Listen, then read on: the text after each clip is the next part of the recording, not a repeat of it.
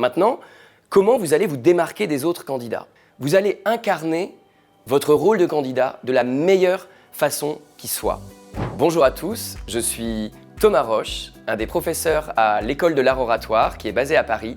Nous allons voir ensemble les meilleurs conseils applicables par vous pour réussir vos entretiens d'embauche. Le grand défi d'un candidat qui va passer un entretien d'embauche, c'est de présenter à son jury la meilleure version d'eux-mêmes en tant que candidat. Qu'est-ce que c'est qu'un candidat? On peut se poser cette question. C'est un personnage, c'est-à-dire c'est vous dans le cadre d'un rôle qui représente votre projet professionnel et également votre compréhension du projet professionnel de l'entreprise que vous rencontrez. Le défi du candidat, c'est d'être au milieu de tous les candidats qui vont se présenter face à ce jury, plus ou moins nombreux, d'être clairement le meilleur orateur. Comment on va faire?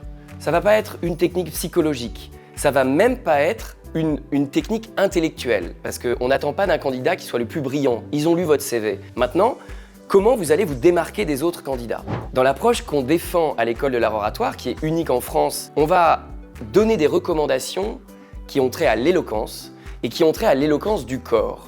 C'est-à-dire qu'on donnera toujours à nos candidats des conseils physiques et des conseils techniques. Donc cette technique, elle est basée sur 3 fondamentaux. Le regard du candidat sur son jury. Est-ce qu'il est en train de créer physiquement la relation avec son public? La posture, où on peut aussi parler de verticalité. Est-ce qu'il est autonome? Est-ce qu'il assume sa solitude face à ce jury? Et puis enfin, le 3e conseil, ça va être la voix. Comment est-ce que vous vocalisez votre fonction? Plus vous allez travailler votre regard, votre dos et votre voix, plus vous allez donner à voir à votre jury ce candidat crédible et efficace dans le rôle du futur collaborateur qui va participer au projet collectif qu'est l'entreprise. En entretien d'embauche, vous êtes souvent assis et il ne faut pas que ça devienne un handicap pour votre efficacité oratoire. Si on prend une comparaison avec le théâtre, le comédien assis sur scène n'a pas moins de présence que le candidat ou l'orateur du coup debout.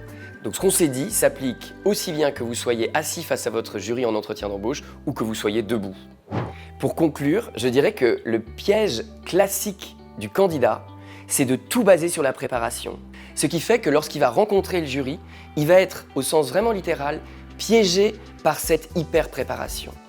Le conseil qu'on peut donner, c'est libérez-vous de la préparation. Ne vous cantonnez pas à la rhétorique de l'entretien d'embauche. Si vous avez des questions pour Hello Work ou pour l'école de l'art oratoire, n'hésitez pas à les poser en commentaire à cette vidéo et les uns et les autres, nous serons enchantés de vous fournir les meilleures réponses possibles.